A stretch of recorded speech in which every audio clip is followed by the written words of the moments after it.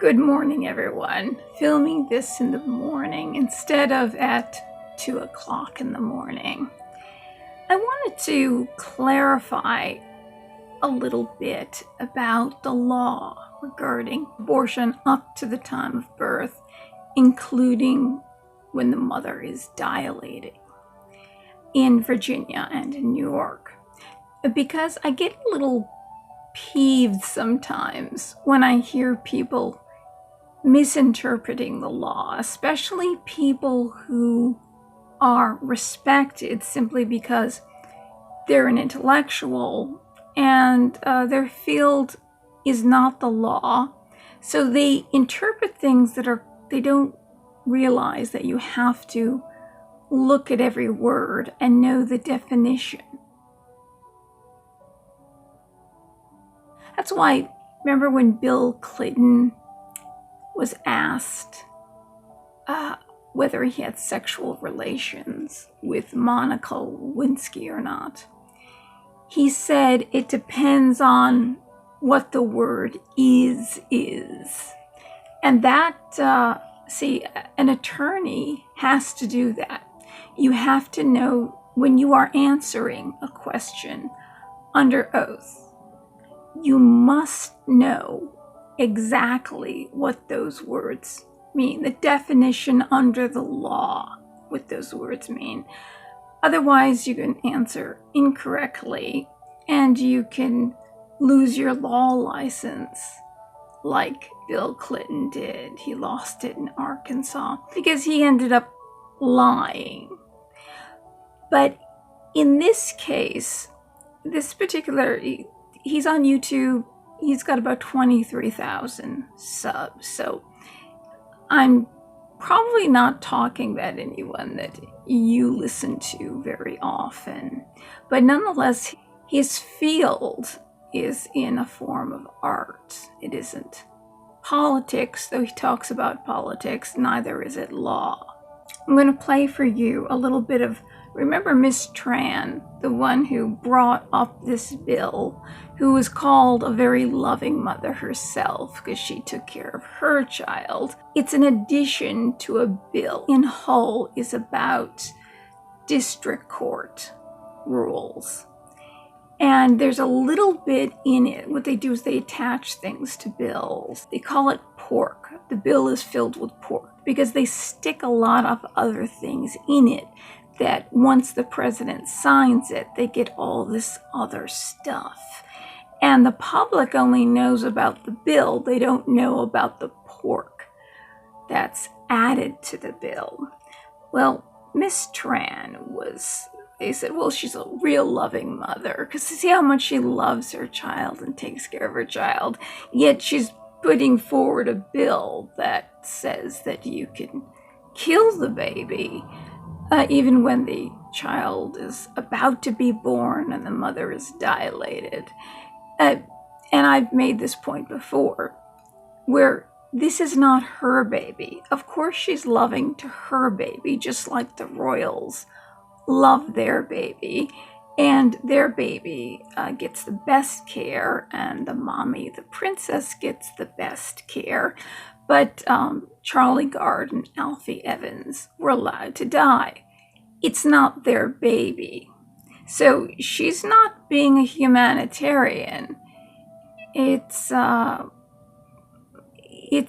more, my baby is a priority. And there's a lot of unnecessary people on this earth. It's overpopulation. And this is a big thing of the environmentalists, is that we've got it in our heads that there are too many people. And so the people who live in the Western world, where our taxes are really high because we have a lot of regulations as far as pollution goes and carbon emissions, and just because our government is so incredibly bloated, our taxes are so high that we can't afford to have children, yet we're being penalized for not having children because we're not replacing ourselves. A married couple may have one child, which decreases the population in half. And if they have no children, that decreases the population even more. That's why they say we have to import all these people from south of the border who have about 10, 12 kids each. Or we could make it easier and more affordable for parents to have children because they want to have children. It's just very expensive here. But if you come from south of the border, what happens? Our government has enough money to not only pay for the parents, but any child they have. All the children are covered, including health coverage. But that does not apply to American citizens. But it seems like they're replacing our population. And that's one of the ideas of why they're pressing, it's a question that's answered right here, why are they pressing abortion so much? And abortion up to the time of birth and after the time of birth. I'm going to play a little bit of what Miss Tran, the loving mother of her own child, says. How late in the third trimester would you be able to do that? You know, and it's very unfortunate that our physicians, witnesses, were not able to attend today to speak specifically. No, I'm talking about your bill. Yeah, how late in the third trimester could a physician perform an abortion if he indicated it would impair the mental health of the woman?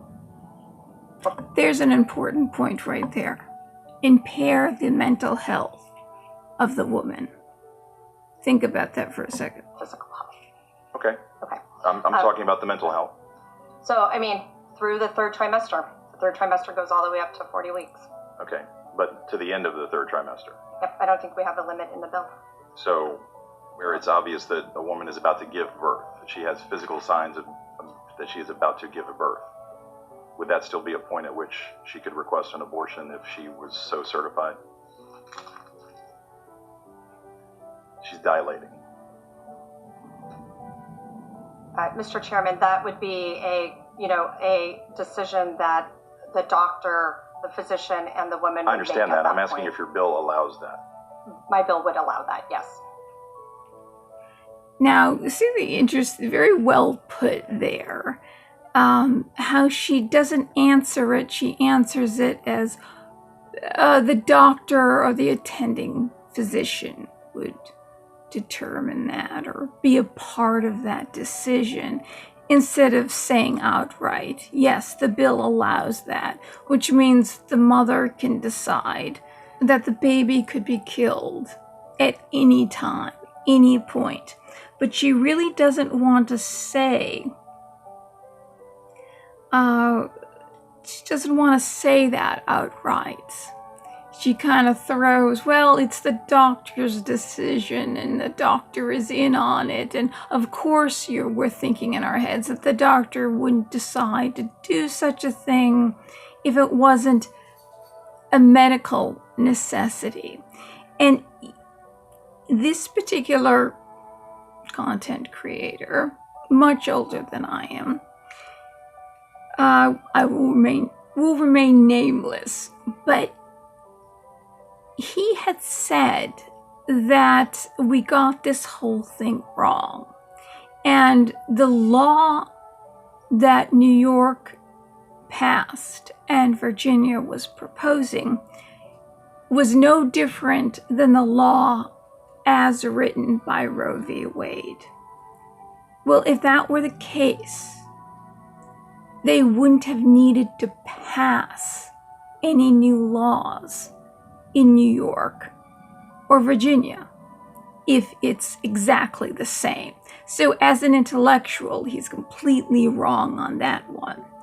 And he also said, when people get this very confused, the original law said that if the child can be aborted, terminated, the product of the abortion can be terminated, depending on the health of the mother. That was always the case.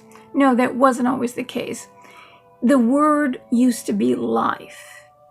If the life of the mother was at stake, well, if the life of the mother was at stake, even the Catholic Church and in Judaism, they allow that. If the health of the life, see how interchangeable those words are? It changed, and we didn't realize it changed, and we're hearing it, and we're hearing health, and we think it's like the Mandela Effect.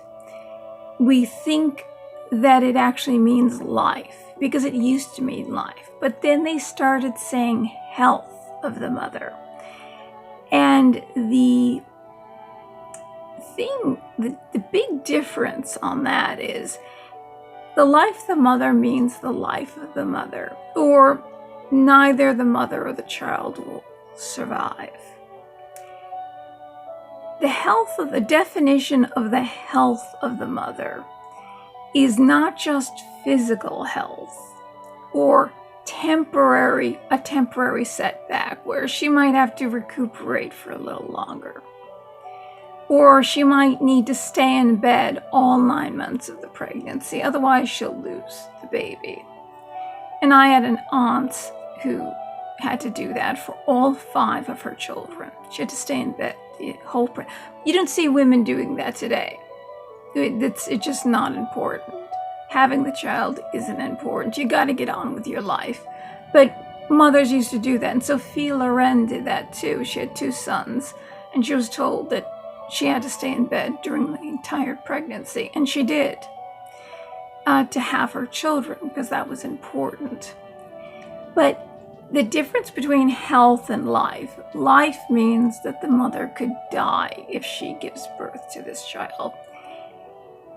And on another note, for a mother to wait, or a woman to wait, she doesn't want to be a mother, to the time of birth to have an abortion, it's much harder, much more difficult, much more traumatic for her to have an abortion at that point than to just give birth to the child naturally. At that point, it's much easier for the woman's body. So in no way at that point, if she's dilating, about to give birth, she's safer if she gives birth naturally.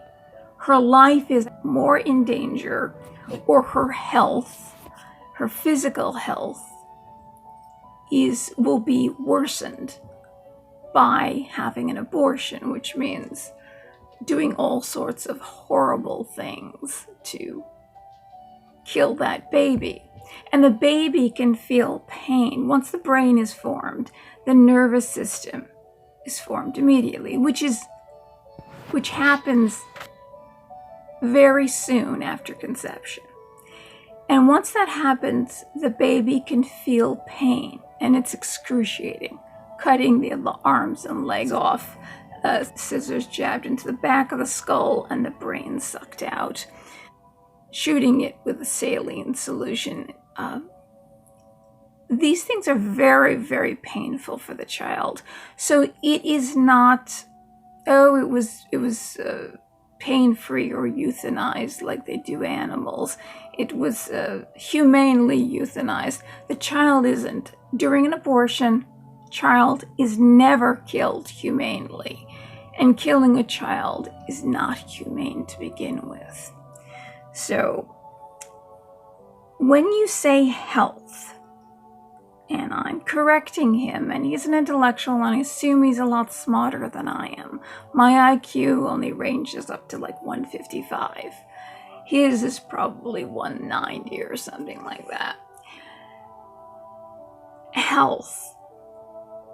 The definition of health regarding an abortion is physical, yes, temporary physical setback, emotional or psychological.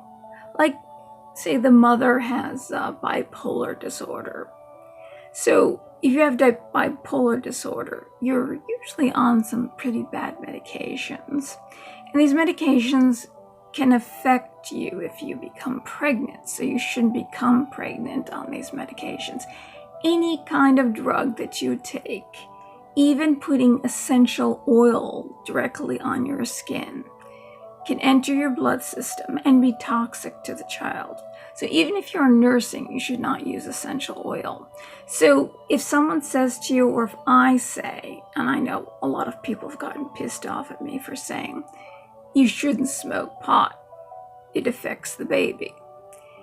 Because any drug can affect the baby. Any drug at all, even essential oil, and that's natural. It's very good. Essential oil is excellent. It can be very healing, but for the baby could be allergic to it. And it's like poison because it's too intense. So when I say pot can affect the child and creates low fetal birth weight, and also brings out latent schizophrenia, and children or adults are unable to have intimate relationships, which is one of the reasons why we have so many divorces and people don't commit. It's harder. Commit to relationships. And why is that? What's the difference between alcohol? I say, well, it's better than alcohol because pot's a plant. Well, pot's a plant, that's true, and we know that alcohol is all chemicals. Now, it's a plant too. So, but you see the difference between alcohol and pot is alcohol leaves your body through your urine. It leaves immediately. After the effect wears off, it's out of your system. Pot stays in your system for 7 months. I mean, if you smoke every day, you have to wait at least 7 or 8 months before you should even get pregnant because it stays in the tissues. One joint, 7 days later, it takes to leave the system. So that's one of the reasons why, and plus it makes the sperm spin around in a circle too. I mean, it affects the father and the mother. It's a drug. It's a drug. Okay, just like any other drug, like Ritalin, giving Ritalin to your children can be dangerous too. And like I said, essential oil, it's a plant, but it's a drug. So things, the mother psychologically could be taking medication. If that's the case, and she doesn't want the child, and if she's taking medication, she's seeing doctors regularly. So it isn't like she's living in the desert and she couldn't get to the doctors to have the abortion. And that's why she wants the abortion, because she's taken medication. It doesn't make any sense because you're taking medication. So you think about the whole psychological aspect and having an abortion because psychologically you might not be right at that time to have a child. Yet the next moment you could be right. Because anybody who has a child, any woman that has a child, goes through a lot of psychological changes because hormones go through your body and you go through a whole range of emotions when you're pregnant. Angry, frustration, depression, all sorts of stuff. And then after you have the child, there's postnatal depression. So getting pregnant, you expect to go through all these emotions. And when a woman has her cycle every month, throughout the entire month is her cycle, she goes through a whole range of emotions. A woman is always going through these emotions, depression, anxiety, and all that stuff, and not feeling well, and migraines, all this stuff. So you can say that to say that the pregnancy is affecting you emotionally, well, just having your period, your cycle, is affecting you emotionally. And at one moment you're depressed, one moment you're anxious, and in those moments you don't want to have the child. And in those moments which pass, you can decide to have an abortion. When those hormones pass, it changes. So if you're making a decision to have an abortion because emotionally you're feeling this way or that way, at that moment is not really a great decision, because the next moment or the day after, you might feel completely differently. Just like now it's the law that when Obama was in office, he passed down an edict to the public schools saying that a man can be walking by a school and he can be dressed like a man, but at that moment feel like a woman and want to enter and go to the bathroom, into the little girl's room. And if the school doesn't allow that, then federal funding would be taken away from the school. That's totally insane. But if that is permissive, one moment the guy who dressed like a guy felt like a guy in the morning, and then for a little bit he says, "Hey, I'm a woman," and goes into the girl's bathroom. See, mentally things change from moment to moment. So aborting your child because you might be feeling, okay, I'm about to give birth, but I don't want the child to be alive. You might as well just have the baby. And a lot of women say that, oh, I had the abortion because I couldn't imagine my child out there living with someone else. It'd make me feel really sad that I didn't know my child, and knowing my child was alive out there with somebody else. But it would make you feel better that you were about to give birth and you decided to kill it and went through a traumatic experience, because the abortion is far worse than just giving birth to the child. Under the definition of health, it means emotional and psychological, which means anything. It means that a woman can decide that she wants to kill that baby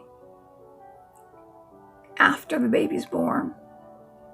When the baby is about to be born, there is no clear definition. Health, and that's under health. Health is simply her decision. I don't feel like it's in my best interest to give birth to this baby alive, even though she's about to give birth to this baby, or the baby is born alive, and then you decide whether or not to resuscitate it, which means the baby isn't slapped on the behind to loosen the mucus so the child cries and can breathe. The baby's born, and you don't do that, so you just let the baby suffocate, basically. So emotion, when you say health, it is not the original definition under Roe v. Wade. The original definition is the life of the mother. If this will endanger the life of the mother. Health, the definition of health, could be emotionally at that moment. The woman says, no, I just can't do it. I don't want to do it. Emotionally, I can't do it. And that's simply her decision. It's any reason to have the baby aborted or basically killed, basically chopped up and brains sucked out. But with Planned Parenthood selling the baby parts, they're now, and making millions of dollars on it, it's more advantageous to sell a fully grown baby that hasn't been cut up or brain sucked out, because people want to harvest the organs so their baby can survive. So you want that fully formed baby, and those go for a lot more money. And if you think that I'm just pulling this out of the air, we know that they're selling these babies. And people need, because they give birth to their children, and their children needs a organ transplant of some kind. So they need a fully grown baby to get that organ from. So they're allowing this to happen. A couple of things that were changed in the bill. It used to be more than one physician had to make the decision whether or not the baby should be aborted or not. If this is a just abortion, there's just cause. But it's been whittled down to just one, because if you have more than one, they'd say, hey, wait a second, you're just killing this baby. There's no reason for an abortion here. Or there's the mother, I can see, is mentally fine. She's just making a decision. This baby's been born, the baby's lying on the table. There's something wrong here. One doctor can personally be pro-abortion and agree that a child could be killed at any time, before, during, or after birth. When you have more than one, when the law used to be 3 physicians, now it's whittled down to 1. That one can make any decision and definitely side with the mother if they're pro-abortion. And another line down here, measures for life support for the product of such abortion. So product, the child that's born alive of a botched abortion. They're calling it a product, not a fetus even. Not a child, not a fetus, but a product. So if it's a product, then you've changed it to an inanimate object. So it's much easier to kill. Okay. The product of such abortion or miscarriage. I mean, a woman could miscarry a child, yet the child can be born alive. This is under the definition. It means the mother's gave birth to the child prematurely, but the child is born alive. So they're calling it a miscarriage, but it's technically not. It's the mother went into labor sooner than normal. Because a miscarriage, you think the child died. The mother's body aborted the child before full term. It strikes out the word must, and this is very important. So the product of such abortion, the product, which means the child, of such abortion or miscarriage, equipment, must be available and clearly visible. But they struck the word must to shall. Shall be available. Life-saving devices for a child that's born prematurely or born alive of a botched abortion shall be available, which means can.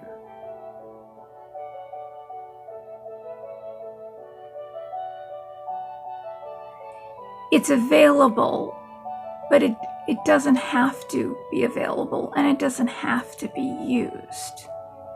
It's not necessary any longer to save the life of this baby. That's it. Once you change it from must to shall, there doesn't have to be any life-saving equipment in the operating room, and it does not have to be used. It shall means it can be or it can't be. It's your option. So that's really important to know. So health means emotional or psychological, which is anything. It means anything. There are mothers that are totally insane, that give birth to their children and raise them, yet at the same time they're insane and they abuse their children. But this insane mother doesn't realize she's insane, or despite the fact that she's insane, has the child, abuses the child. But apparently it's the decision that the mother has that decision whether the child lives or dies. And she can be insane and decide, yeah, she wants that child, and then abuse it for the rest of her life. Means that that mother wants to have a child to abuse. And every time a child is abused, they could possibly be killed or tortured to death. But because that mother, though she be insane, decides that she wants to have that child or wants to keep that child, even though she's insane, she can keep that child and abuse that child. And every time that child is hit or abused in some way, either the child could get killed or the child could choose to commit suicide. So technically, why should there be a law protecting children just because the mother decided to give birth to that child? See, it's all dependent on the mother wanting to have that child and wanting the child to live, even though that mother might be abusive to that child and that child's life is in danger for the rest of its life, even after it leaves home or might never leave home. The child may commit suicide. So the fact that the parents have the ultimate decision, or these children coming over the border, their lives are in danger, some of them die, and their parents decided to drag them up here over 2,000 miles, or have someone else drag them up here so they can get through the border. Those children must be saved because the parents made the decision to keep them alive instead of aborting them, right? Or post-birth abortion, though they're putting their children's life at risk. Doesn't sound like these people have their child's best interest. So why is it that we care so much about the lives of children just because the parents decided that they wanted them to live? Yet, if the parent decides that they want them to die, the parent can make that decision. They want their child to die. That doesn't make any sense to me, because the parent, that's where it needs to be. The child's life needs to be independent from the parent. It is, the second the child is conceived, it is a completely different DNA composite. It is a completely different person. No human has two heartbeats. They only have one. That's a separate human being. A parent deciding that they want to give birth to a child isn't necessarily, or keep the child, isn't necessarily the right decision, because the parent could have designs of abuse and sexual abuse, or selling their child out sexually, or selling their child out to a person who wants to cross the border and who wants to get into the country quickly, no questions asked, just because they have a child. There are so many decisions that are wrong that a parent can make. And it doesn't mean they're a humanitarian because they kept the child. They can be more of a humanitarian by giving up the child for adoption to parents that are going to treat the child well. So putting the final decision in the hands of that parent, a mother who's got hormones going through her body and her emotions are changing rapidly. One moment she wants the child, one moment she's scared, or one moment she's sad. And And then after she gives birth to the child, there's postnatal depression. There's all sorts of things that the mother has feelings like she wants to kill the child. These are all hormones going through the system. So the child needs to be protected from the parents. Because one, the parent could have designs of abusing the child. Two, the parent may be going through postnatal depression.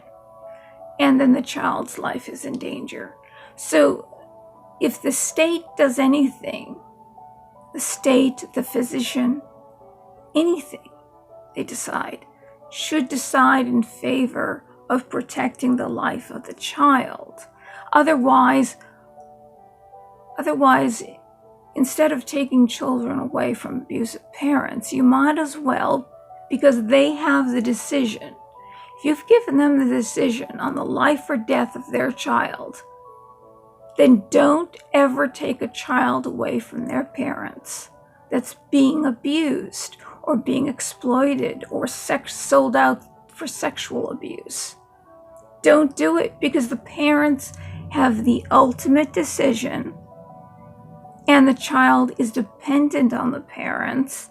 And according to Obamacare, the child up to the age of 26, which is when the brain stops growing, the parents can make decisions for that child up to that point.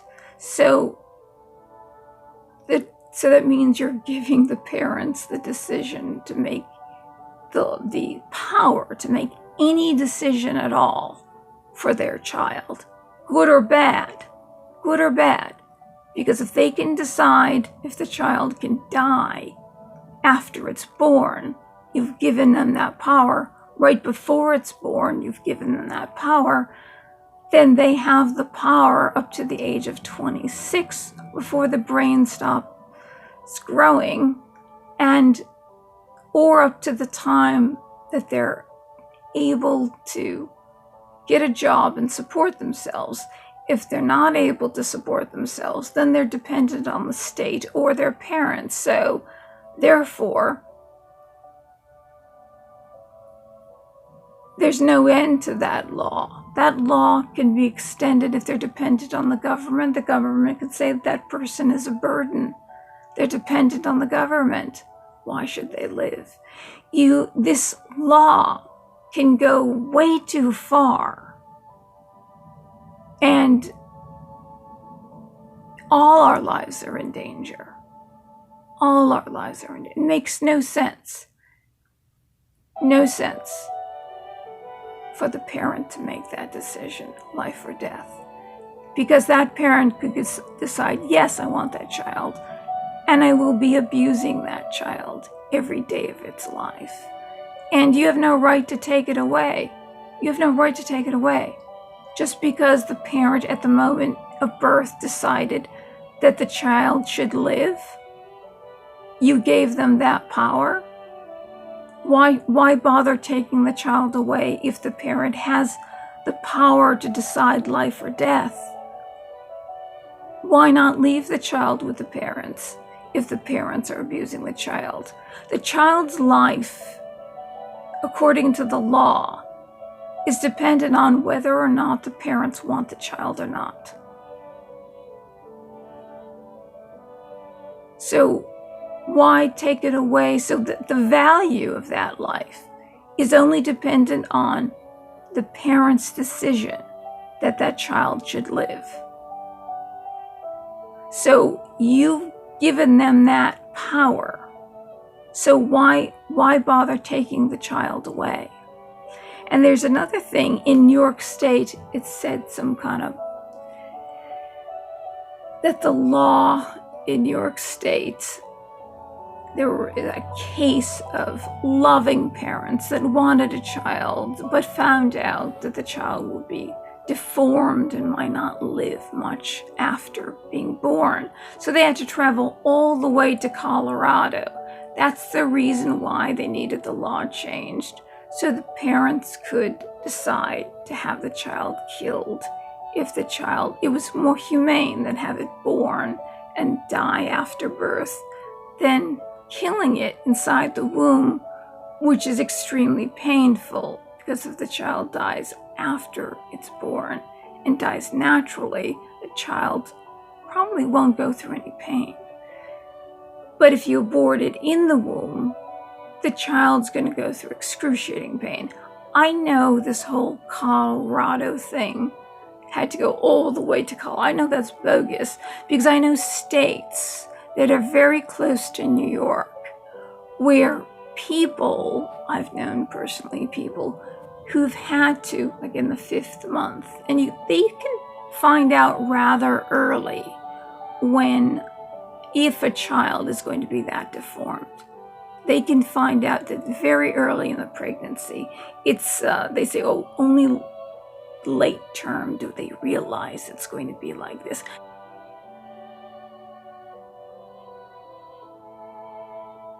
Not anymore, not with the tests that they have anymore. I know personally a family who wanted children, has a child, are wonderful parents, and had to make the horrible decision to terminate the pregnancy because the child would have been so severely retarded and physically disabled.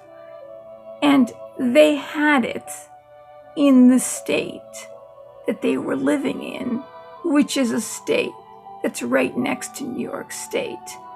And this occurred before Kavanaugh was appointed as a Supreme Court justice. See, this whole thing with New York State and Virginia and these states changing these laws to make abortion accessible at any point, even after birth, this happened because of Kavanaugh's appointment, because they're afraid that the law is going to be changed, Roe v. Wade, and women won't be able to have their abortions. Well, what happens is the Supreme Court doesn't make it illegal. They just throw the ruling out and it gets kicked back to the states. And then the states decide whether abortion is legal or not illegal in their state. So at that point, New York State simply decides abortion is illegal in their state. They didn't have to do this. It's like they really just made up a law that went entirely too far.